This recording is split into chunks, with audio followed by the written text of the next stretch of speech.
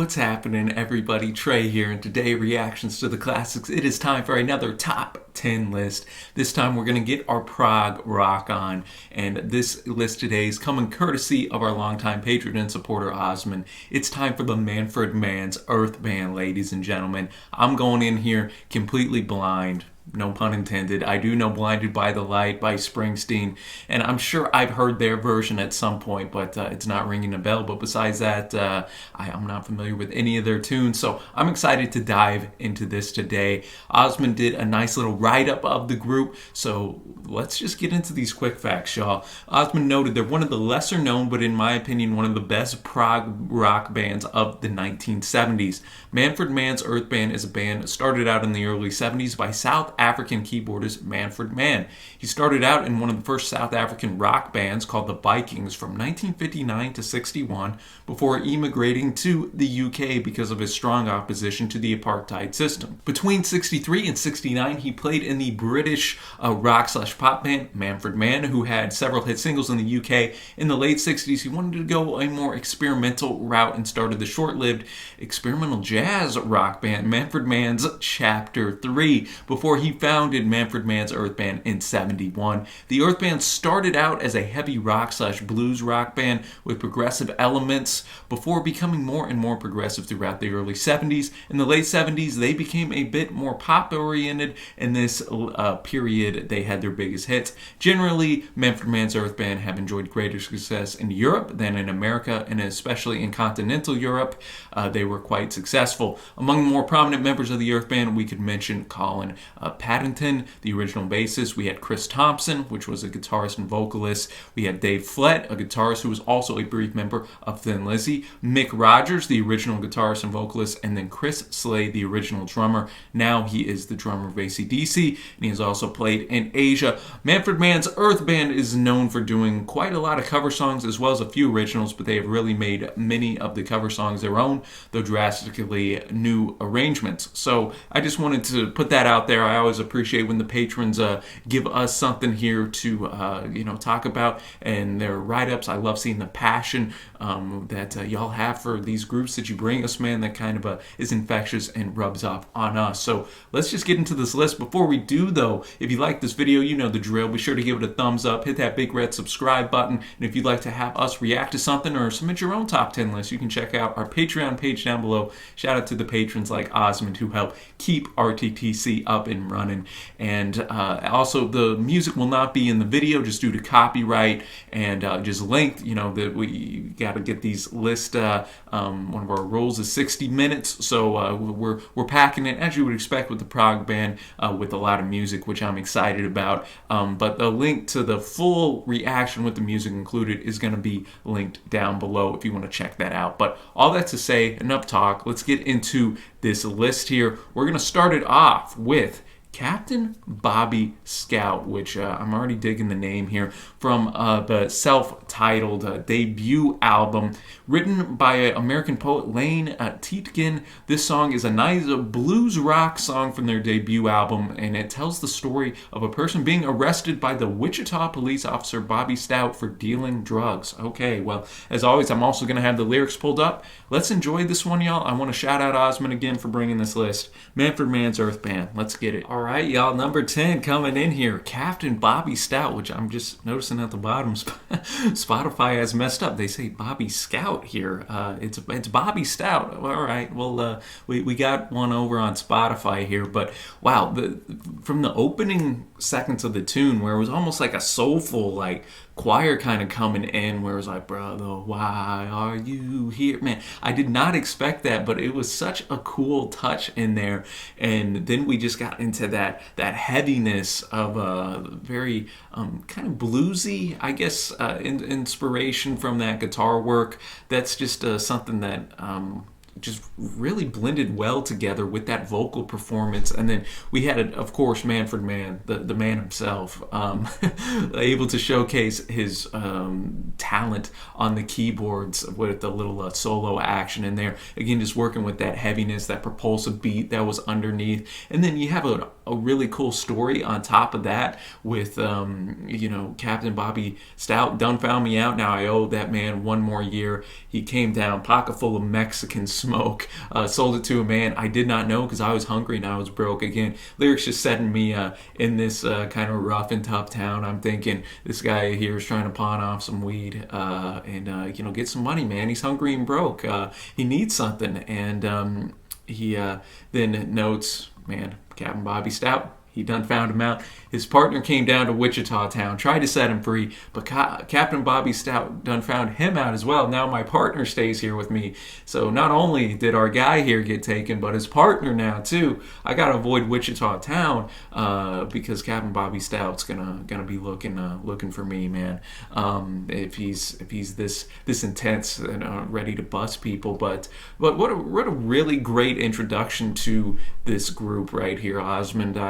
This will be already in the running for my three favorites at the end. Just the blend in genres, the strong lyricism, the really tight instrumentation, just the whole heaviness that kind of surrounded the tune. I really enjoyed it. And now, y'all, we're gonna go to number 9. Be Not Too Hard from the record The Good Earth from 1974. Osmond noted the melody is written by Mick Rogers, a member of the band, and the lyrics by British poet Christopher Logue. Hopefully I'm pronouncing that right. The same poem has also been made into a song by Donovan, whose version is also recorded by Joan Baez, but these versions feature a different melody. It's a nice ballad with lyrics about not being too hard towards each other because life is short and frail. Well, I can get behind that. Interesting album fact we found. Early owners of each copy of The Good Earth were entitled to rights over 1 square foot of the earth situated in the county of Brecon in Wales. The inner sleeve included a coupon that had to be sent for registration. This was part of the promotion activities linked to the album that had ecological inspirations. There was no swindle and thousands of fans were registered. That's just an interesting little tidbit to throw in there. So let's see what we got on Be Not Too Hard. Wow, Be Not Too Hard coming in 2 for 2 for me already here. And I like this one because we got a different side, a little bit more proggy kind of with that instrumental synthesizer coming in at the start. And towards that our instrumental section, halfway through the tune, going in with the keys on top. That beat on the drums was very unique, a little, I don't know, off time it seemed. And then the electric guitar was really strong as well, just kind of shooting out underneath all of that. So all in all, man, really dug the vocals on this as well. It kind of lent to that kind of proggy ballad type thing that Osmond was talking about. And lyricism, again, something that I think everybody can get behind. Be not too hard, for life is short and nothing is given to man. Be not too hard if he's sold or bought, for he must do the best he can. Just like our guy in the last tune going to Wichita town, man. He was just selling because he was hungry and broke, man. He was just doing what he had to do. Then we get Be Not Too Hard, for soon he'll die, often no wiser than he began. The more we learn in life, man, the more we realize we don't know anything. And so, yeah, man, lyrically really strong. Again, I'm trying to think if I like this instrumental more. Last song was definitely showed their heavier side. Here we're getting that softer.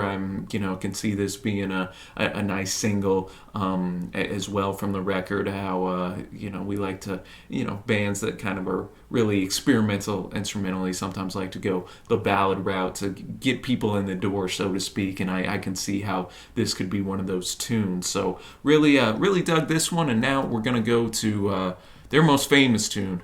We got Blinded by the Light coming in at number 8, y'all. Buckle up. There is some interesting research on this one from their record, The Roaring Silence from 1976. Of course, the original was written by the boss himself, just as you can see him behind my shoulder here, for his debut, which is a very underrated debut record, Greetings from Asbury Park, New Jersey. It was the lead single for that, but didn't chart. And then Manfred Mann's Earth Band came in and said, hey, Bruce, we got it from here. Went to number 1 in the Billboard Hot 100 in the U.S. in February of 1977. Was also a top 10 hit in the UK, New Zealand, and Canada. And a little interesting thing to note, the Manfred Mann's Earth Band recording of this tune is Springsteen's only number one single as a songwriter on the Hot 100. His highest charting single as a solo performer was Dancing in the Dark, which reached number two, and his only number one as part of the USA for Africa ensemble for We Are the World that also went one, but nothing by himself, which I didn't know. So shout out to Manfred Mann's Earth Band here. Their recording of the song changes the lyrics. The most prominent changes in the chorus, where Springsteen's "Cut Loose Like a Deuce" is replaced with "Revved Up Like a Deuce." The lyric is a reference to a hot rod, a Deuce Coupe. Springsteen was fond of a classic hot rods in his youth, hence the line "Cut loose like a deuce, another runner in the night." As the line is frequently misheard as "wrapped up like a douche," Springsteen has joked about confusion over the lyrics, claiming that it was not until Manfred Mann rewrote the song to be about a feminine hygiene product that it became popular. That's just a little funny tidbit I thought y'all would enjoy. I really like the Bruce version. I'm sure I've heard this version before as well, just I'm sure on like a movie or something, but it's not like ringing a bell from here. But let's get into it and see if I know. All right, Blinded by the Light, Manfred Mann's Earth Band's most famous tune here. Man, I don't believe I've ever heard their version, as crazy as that might sound, but I really enjoy Bruce's version, and I love what how Manfred Mann made it their own. As Osmond kind of mentioned at the start, they do a lot of covers, but they definitely kind of put in their fingerprints on it here, and again, just that atmosphere to start us off. The blinded by the light, revved up like a deuce. I do see how they kind of say that, how you could maybe misinterpret that. Another runner in the night, very anthemic. This is probably our first chorus that really just kind of gets stuck in your head, and you just want to kind of shout it out, and just with I mentioned it in the reaction, almost like that the keyboards in the back's almost just like tiptoeing.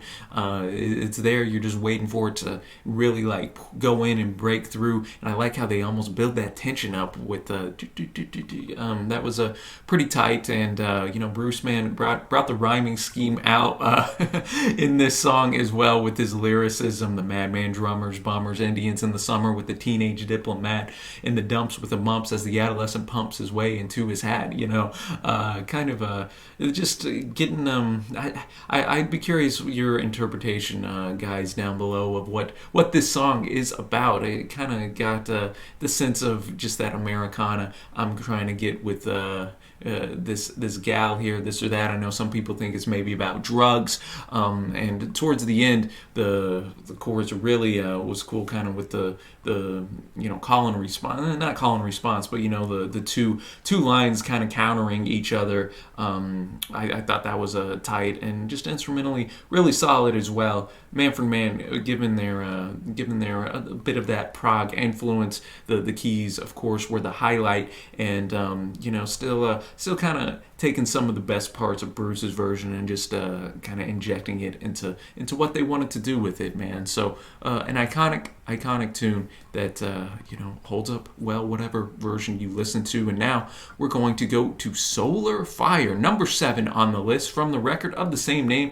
Osmond said that this song is the title track from one of their most acclaimed records, released at the height of their prog years. All right, man, Solar Fire, let's get it. All right, Solar Fire coming in here as we get the most, proggy tune of the list up to this point, man. And I think it was a hit. There was two aspects that I really thought stood out. One was the female backing vocals, which, as I'm looking here, I believe was Irene and Doreen Chanter of the Chanter Sisters, British singer that also did a lot of session work, and they're credited on the personnel of this record, so I believe that was them.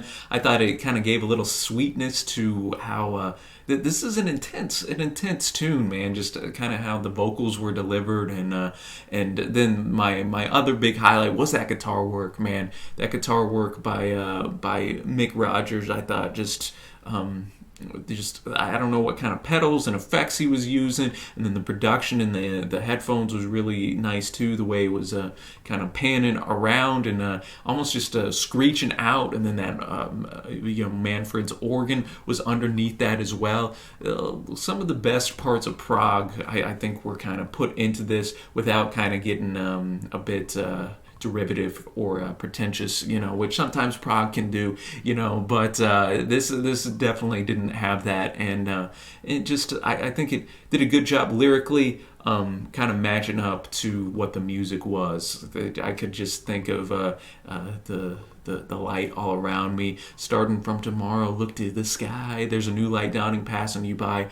Follow on life's dance, and then you'll know why. Looking for an answer, look to the sky. So I don't know. Just I was just kind of envisioning myself out there, looking out that brightness, that light, and with that guitar almost just screaming on through in there, almost like a ray of light itself. I'm probably reading too much into it, but hey, man, that's what I got from my listen.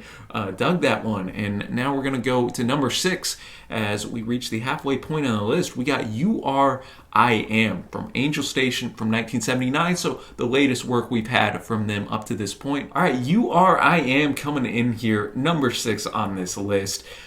Definitely going a little bit more into that progressive, almost pop, I guess you would say, and that's not to say, though, we didn't have some kind of unique and weird, I guess you would say, instances in the track. That synthesizer interlude going in big time, and then again, just like the last one, we had some female backing vocals, and at a certain point, I don't even know how to describe it, but it's almost like she was a computer voice, just like cutting in and out or something.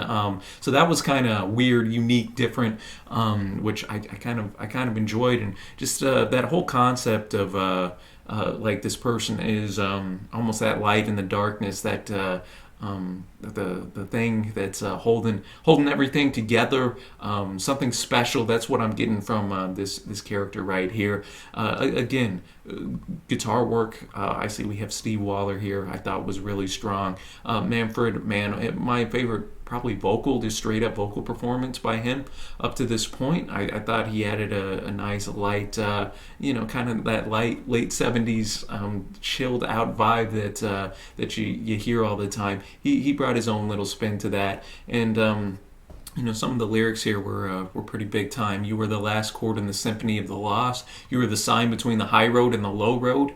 You are. That catchy, man. That got stuck in my head. And you are the pin in the moving hand of time. Really enjoyed the lyricism on this, and so really strong lyrics by Manfred on this one. Enjoyed that tune quite a bit. As we're halfway through the list, man, I gotta say I'm impressed, pleasantly surprised. Not that I expected it to be a bad list, but I didn't know. Prog's not like my favorite genre in the world or whatever, but the way Manfred Mann's doing it, I'm digging. And now we're gonna go to the longest tune on this list. We have Messin from the title track from Messin from 1973. Osmond noted this was written by Mike Hug, who was a member of the Manfred Mann's Chapter 3 group, and is a rework of a Chapter 3 song. It's an early example of a song about protecting the environment, a long, quite heavy rock-influenced track. For the U.S. release, the album was retitled Get Your Rocks Off, just for an FYI there. So, Messin, let's buckle up. 10 minutes. I'm looking forward to hearing what instrumental runs we got here. All right, y'all. Messin coming in here at number 5 on Osmond's list. Definitely the most. I think this had the most almost frantic energy to it, which is something that I appreciated about it. And again, just gotta highlight Mick Rogers on that guitar. Just a blistering solo towards the end. Really enjoyed that, and that kind of reminded me of our opener in the sense of the just how intense and rocking it was. It reminded me a little bit of Captain Bobby Stout, just for how kind of heavy and just kind of rock, classic rock type influenced it was, just with those guitars going in. Not to say that Manfred wasn't able to let the synth fly at certain points here, which I thought was tight too. Again, as just not knowing anything about the group, going through this list, kind of picking up on some things that they like to do, and that's why I like too this list. A lot of variety in the years and whatnot, but again, those female backing vocals coming in with the "We're messing up the land, we're messing up the sea," and then Mix on lead vocals here, I believe, and then he comes in on top of that after they go a couple times, and shout out to with the subject matter. I kind of like that, especially in 1973. Man, we would have done well as a society and humanity to heed Manfred Mann's advice here. I like the line too. Well, it's easy to forget about it. Just get high, live up in your castle in the sky. Initially, I was thinking just get high to forget this or that, but then follows that up with the live up in your castle in the sky, talking about the elite and whatnot. So kind of a dual interpretation there. But you still breathe in the same air as me, eating, drinking, poisoning where it should be. And just as we go here with all the big corporations, man, I know that they're pretty worried about our Earth, man, and the pollution and all that. Hopefully we can make an about face here in the 2020s. But just musically, man, again, really strong. It was a long track, but I didn't really sense that it went too long, just because that guitar work was so good. The groove was going in, man. I was getting lost in the tune here listening to it, and so shout out. It's not easy to make a 10-minute long song and keep one's interest for the entire time, but I think they did it there. And now we're gonna go to Spirits in the Night. From their Nightingales and Bombers record from 1975. Osmond said, a better song than Blinded by the Light, in my opinion. This, again, was originally recorded by Bruce for his debut record. The Manfred Mann version differs from Springsteen's version mostly in its arrangement, relying heavily on keyboards and using different harmonies in the chorus. Billboard compared Manfred Mann's treatment to ELO. The album version, which is what we're listening to today, features Mick Rogers yet again on vocals, peaked at 97 in the U.S. in 1976. The following year, they released the song again as a single, and this time had Chris Thompson on vocals. This version peaked at number 40. So that's just a little FYI there with the differing versions, but we're going with the album version today. So number 4, Spirits in the Night. I gotta be in the hot take with Osmond here and say that I actually prefer this to Blinded by the Light as well. Maybe it's because I like Bruce's version of Blinded by the Light so much, and you could obviously argue that Manfred Mann's version is better than Bruce's, but I don't think it's like a runaway. Whereas here, I think this is far superior to Bruce's version, man. What they did with it, and whenever you take a song that has such a just a kind of cool story, and then you're able to put your own spin on it, like Manfred Mann's Earth Band was able to do here. I thought that was tight. Just building on the keyboards, there was a couple points there where it just like kept crescendoing, kind of again building that anticipation. Well, I'm noticing that they're throughout their tracks, they're really good at doing that, kind of keeping you on edge, wondering when the next killer solo is going to drop, or when Manfred Mann's going to be able to go in with the keyboards and whatnot. And we had that here. And again, those backing vocals, man, I think that they utilize those so well and incorporate it, because that's not something I normally associate with like a prog rock group. So kind of blending those pop sensibilities with their proggy sound here, and those keyboards and those harmonies were just fantastic. I was really, really impressed by this track, and and just lyrically, I like kind of building up those characters at the start with Crazy Janie. You had Wild Bill. They picked up Hazy Davy and Killer Joe. You just kind of get this cast of characters in your head that is a little bit wild, and then at the end, just describing just a night out on the town. Got that spirit in the night in you with Killer Joe passed out.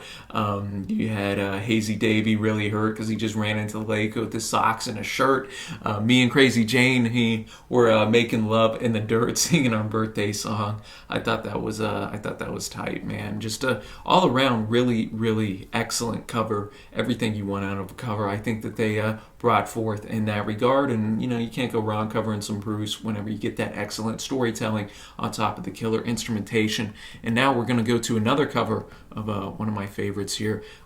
We got Father of Day, Father of Night, going back to Solar Fire from '73, written originally by Bob Dylan on his New Morning record as Father of Night. Osmond noted a very nice prog version of a lesser-known Diller song. The song also fits nicely into the cosmic theme of the record here. So let's get diving into this one. We're doing the single or edited version of this. So let's hear it. Showing, man, I know Osmond's a diehard Dylan fan, and I'm a pretty big fan myself. So it's cool to hear his music in such a different context. Obviously, Bob's done a lot of different genres and experimented in his day, but to my knowledge, at least, never dipped his toes into the prog water, so to speak. So I thought they did a good job here again, just kind of having that the organ and the keys in the background, really just giving it a really pleasant atmosphere to the ears, just a bit of an epic nature,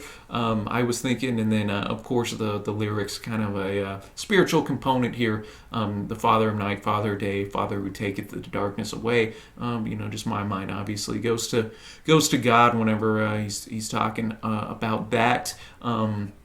Who shapeth the clouds up in the sky, Father of loneliness and pain, Father of night, Father of day. So, just that whole, Father motif that just pops up in that repetition. Bob kind of gets that stuck into your head there. And, again, solid vocal performance. Really like the, again, that instrumentation as well. It didn't try to do anything over the top. It did what it needed to do. And, again, solid guitar work. And, just a nice, pleasant tune. I'm glad you included that on the list, Osmond. And now we're going to go to Visionary Mountains as our number 2 song, ladies and gentlemen. Going back to Nightingales and Bombers from '75, Osmond noted this was written by Pam Nestor and Joan Armatrading, originally released on Joan's debut record, Whatever's For Us, an ethereal prog ballad and a fantastic song. Well, with that build-up, I'm looking forward to this one. I'm sounding like a broken record here, but instrumentation just so tight. Again, that solo towards the end, Rogers really just let that guitar sing almost to a level that I don't think we've had up to this point. You could argue Messin, the instrumental section there, was on par with this, but just tremendous guitar work there. And, I really enjoy when songs start out with that organ at the start. Manfred Mann laying that down for us there, kind of getting us into that almost, I think Osmond said it best, ethereal, just with that imagery, the visionary mountains. Even the album cover here got me thinking like I'm kind of up in the clouds, then that's a little bit what I was feeling whenever I was listening to the tune, just light, kind of at peace and whatnot, and just lyricism saying like answers to questions of life, of love and the longing to survive these visionary mountains, love and the longing to survive. So all in all, man, just another really strong tune. I sound like a broken record here, but it is, man. Every single track on here, man, the instrumentation is just so tight. Every note's placed where it needs to be, and man, for never hearing of Mick Rogers, like his guitar work, man, is just ridiculous how strong it is on this whole list. And that's not to say that I feel like I'm not giving Manfred Mann his credit though on the keyboards enough, because he's killing it on every track as well. And now, y'all, we're gonna go to the final tune. Get your drum rolls ready, and if your favorite song wasn't on the list, we're going to have some honorable mentions later on that Osmond sent us as well. We have Give Me the Good Earth from The Good Earth, 1974. Osmond noted, written by Gary Wright, the first Manfred Mann's Earth Band song I heard, and I loved it from, quote, the first crow of the rooster. You will understand the joke when you listen to the song. All right, man. Well, I'm looking forward to this one. Gonna buckle up here. 8.5 minutes.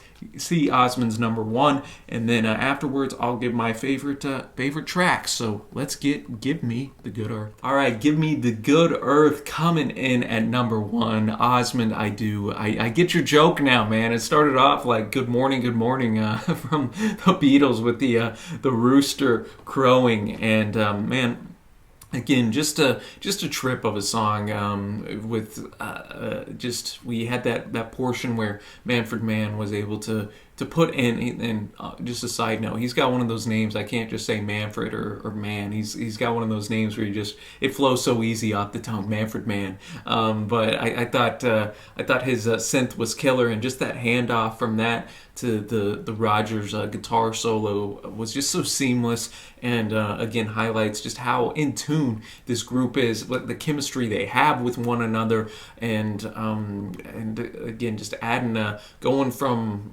kind of some intense kind of epic track to then going with the birds chirping and the vocals towards that last verse, give me the good earth that I was born on, give me my sunshine. It's just very light, and just peaceful, and that kind of reflected the lyricism of that. Give me the open skies that I can dream on, give me the rainfall that fills empty streams. And then towards the end there we had the birds coming in and just all the animal noises, just set that great setting that you could really get behind and kind of just imagine yourself in there. Earlier on in the tune too, I like how I don't need to know about the things that lay beyond my life, and then it just went silent for a couple seconds before going back in with the I don't need to know about the things that I don't need. Again, just kind of keeping you on edge as the listener, doing some different things that you don't expect, keeping you guessing. And that's what keeps the music interesting, man. This is one you can go back and listen to again. I could probably pick up more things that I didn't this time. So all in all, I think this is a wonderful choice to choose as your number 1, Osmond, and that'll go to my favorite tunes here. I gotta go with this track. I gotta go Give Me the Good Earth. I'm also gonna go with Messin. I just thought the guitar solo there by Rogers was just killer. Wonderful instrumental on that, and I liked the subject matter, what they had to say there about protecting the environment. And then I'm gonna go with Spirits in the Night as well, which was your number 4. I just thought that they killed it. They killed that Springsteen cover. Lot here to enjoy, though. Of course, really liked Blinded by the Light. All the way back to number 10, I like Captain Bobby Stout as well. I thought that was a really strong, heavy rocking tune. And just a little bit of Osmond's honorable mentions. He said, I chose not to include Davies on the Road Again, although it is one of their bigger hits, but I personally prefer other songs. Close to inclusion was Buddha, another Springsteen cover, and For You as well was in contention, and the 2 anti-apartheid songs. We had African Suit and also Redemption Song.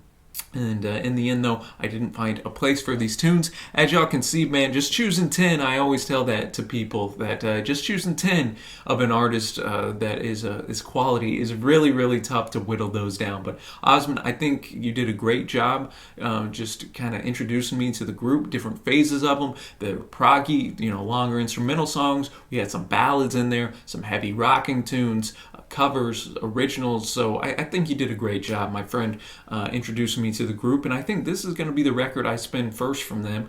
I already know 2 of the tracks, so I'm going to have to give The Good Earth a spin here this week. And see what other gems I can uncover. But as always, y'all, thanks so much for watching. Let me know your favorite Manfred Mann's Earth Band tunes down below, your favorite records as well. Be sure to give Osmond some love in the comments for submitting this list, giving us a chance to talk about him today. And until next time, thanks for watching, y'all. Happy listening. And until next time, I will see you.